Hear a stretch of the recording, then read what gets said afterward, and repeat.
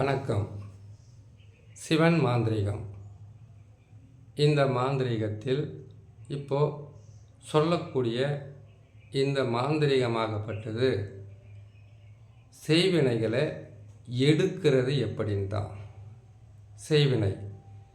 செய்வினைகளை எடுக்கணும்னு கேட்டிங்கன்னாக்கா, செய்வினையால் பாதிக்கப்பட்டு இருக்கிறவங்களுக்கு முதல்ல அவங்களுடைய செய்வினையில் பாதிக்கப்பட்டிருக்காங்க இல்லையா, அவங்களுடைய புகைப்படம், ஃபோட்டோ, அவங்களுடைய காலடி மண், அவங்களுடைய துணி துவைக்காத துணியாக இருக்கணும், வீட்டோட மண், வீட்டு வாசலோட மண், இல்லை அவங்க வேலை செய்கிற இடம், தொழில் செய்கிற இடம், வியாபாரம் பண்ணுற இடம், சொந்த தொழில் சொந்த வியாபாரம் செய்கிறது தான். நீங்கள் தனிப்பட்ட மனிதனாக ஒரு கூலி வேலை செய்கிறீங்கன்னா வீட்டோட மண், நிலத்தோட மண், வீட்டு வாசலோட மண், இதை மட்டும் எடுத்து உங்களுடைய ஃபோட்டோவை வச்சு செய்வினையை செய்திருப்பாங்கன்னு ஏற்கனவே நம்ம பதிவு போட்டிருக்கோம். செய்வினையால் வரக்கூடிய பாதிப்புகளும் என்னெல்லான்றதை நாம் சொல்லியிருக்கோம். அது நோய்வாய்ப்பட்டு எந்திரிக்க முடியாமல் இருக்கிறது, சொந்த உறவுகளே செய்வினை செய்கிறது பணத்துக்காக,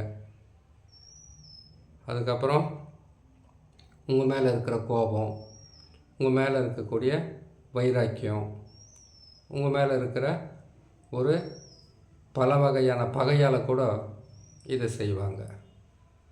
இதை செய்கிறதுனால வியாதி வரலாம், பொருள் இழப்பு, பண இழப்பு, வேலை இழக்கிறது, குடும்பத்தை புரிஞ்சிக்க முடியாமல் விட்டு விலகிறது, குடும்பத்தில் பல வகையான சிக்கல் ஏற்படுறது. ஏன்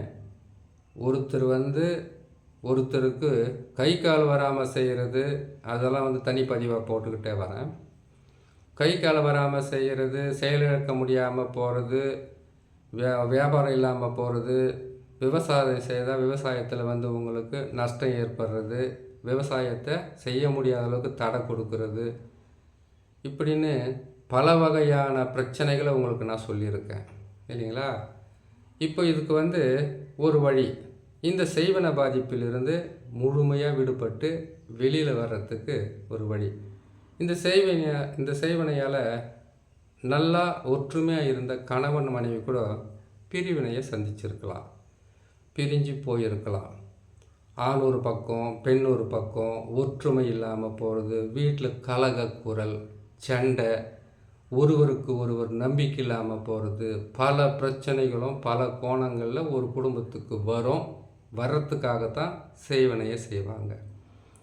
இதில் ஒரு நோய் வரும், நோய் குணமாகாது, ஒரு பிரச்சனை ஆரம்பிக்கும், முடிவு இருக்காது, தொடர் தொல்லை, தொடர் கஷ்டம், தொடர் பிரச்சனை, தொடர் வேதனை, தொடர் மன கஷ்டங்களை கொடுக்கும் இல்லையா.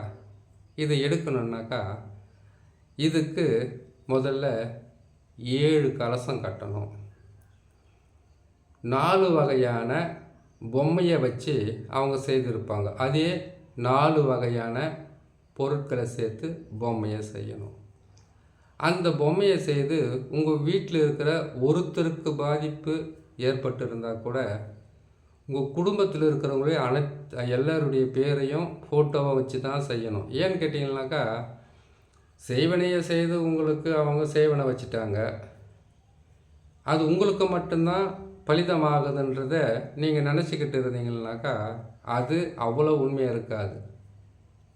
எதுக்காகன்னு கேட்டிங்கனாக்கா, உங்களுக்கு செய்வினை எடுத்த உடனே உங்கள் வீட்டில் இருக்கிற கணவனோ மனைவியோ, அப்பா அம்மா, பிள்ளைங்க, அண்ணன் தம்பி, அக்கா தங்கச்சி, சொந்த பந்தம் வீட்டில் இருப்பாங்க இல்லையா, அவங்களுக்கு உங்கள் உடலில் இருந்து செய்வினை எடுத்த உடனே அவங்களுக்கு மாறி போய் அவங்களுக்கு தொல்லையை கொடுக்கறதுக்கு நிறைய வாய்ப்பு இருக்குது.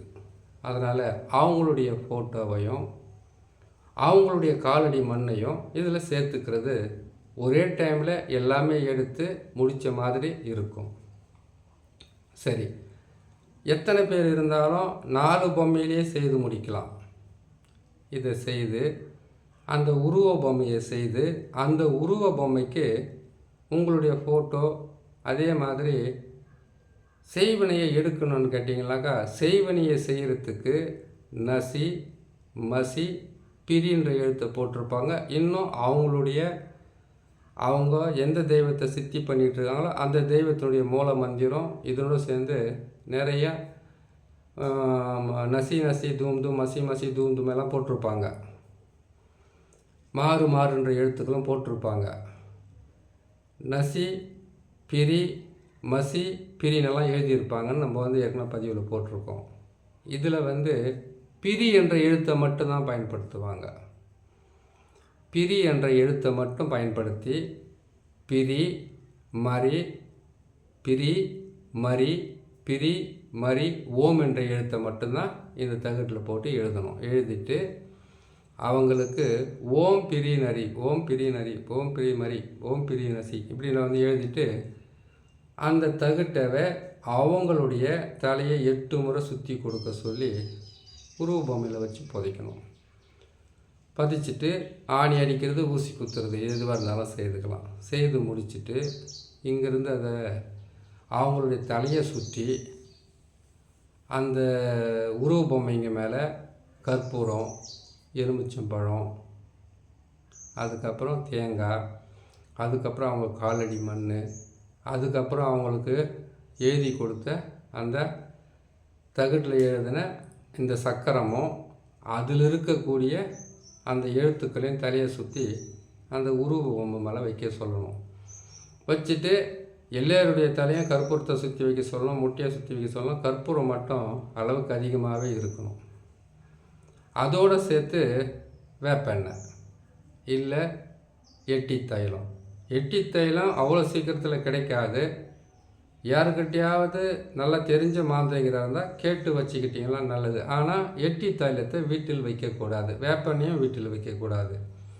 எதுக்குன்னா மகாலட்சுமி கடாட்சமும் வருமானமும் நீங்கள் செய்கிற மாந்திரிகை செய்கிறதுல அவ்வளோ சீக்கிரத்தில் வராது. சரி, கடையிலெல்லாம் விற்கிறாங்களே அது வியாபாரத்துக்காக வைக்கும்போது வெறும் வேப்பெண்ணெய் எட்டி தைலத்தை மட்டும் வச்சுருக்க மாட்டாங்க. இதை விட பல எண்ணெய்கள் அதில் இருக்கிறதுனால அது தோஷம் இருக்காது. சரி, இதை வச்சு என்ன பண்ணணும்னு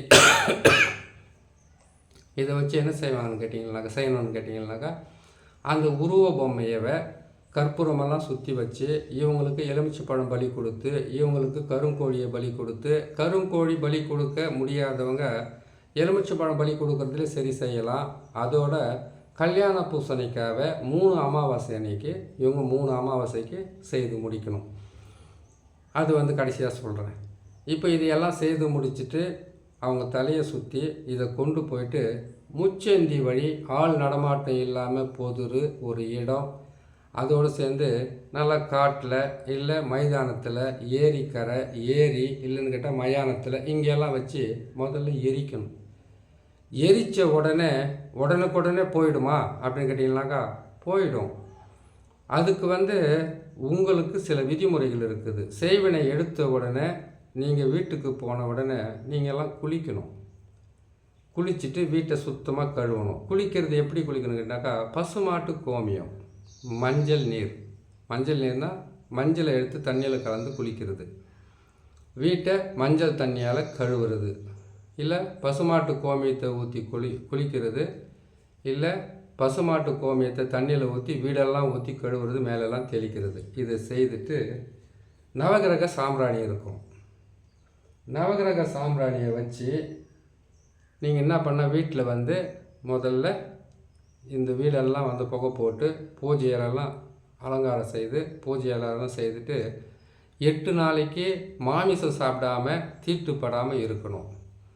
அந்த 8 நாளுக்குள்ளே நீங்கள் முடிஞ்சால் இதையெல்லாம் 8 நாள் செய்து முடிச்சுட்டு ஏதாச்சும் ஒரு கோயில் குலதெய்வத்துக்கு நீங்கள் குலதெய்வத்தை வணங்கி உங்களுடைய மனக்குறைகளை சொல்லி குலதெய்வத்தை வணங்கிட்டு வந்தாவே பூஜை போட்டால் போதும். இல்லை நான் குலதெய்வத்தை ஏற்கனவே வணங்கிட்டு தான் இருக்கா, அப்போட பிரச்சனை இருக்குனாக்கா குலதெய்வத்தை வணங்கிட்டு இஷ்ட தெய்வம் ஏதாச்சும் ஒரு கோயிலில் போய் குளிச்சுட்டு நீங்கள் போட்டுக்கிட்டு இருக்கிற துணியை அப்படியே கழட்டி விட்டுட்டு அங்கேருந்து கோயிலில் அன்றைக்கி ராத்திரி தூங்கி எந்திரிச்சு மறுநாள் வீட்டுக்கு வந்தாவே செய்வன பாதிப்பிலிருந்து முழுமையாக மீண்டு வரலாம். இதோடு சேர்த்து அவங்க எந்த மாந்திரிகர் செய்து கொடுத்தாலும் அவங்களுடைய பேர் போட்டு அவங்களுடைய குலதெய்வம் அம்மா பேரெலாம் போட்டு ஒரு தகடு எந்திரம் தாயத்து கொடுப்பாங்க. அதை நீங்கள் என்ன செய்யணும்னு கேட்டிங்கன்னாக்கா, அந்த வீட்டுக்கு அஷ்டபந்தனம் போடணும். அஷ்டபந்தனன்றது கோல்டு தகடால் வந்து அஷ்டபந்தனம் எழுதி கொடுக்குறது இருக்குது, செம்பு தகடால் எழுதி கொடுக்குறது இருக்குது, மரத்தில் எழுதி கொடுக்குறது இருக்குது, அஷ்டபந்தனமாக கட்டி கொடுக்குறது இருக்குது.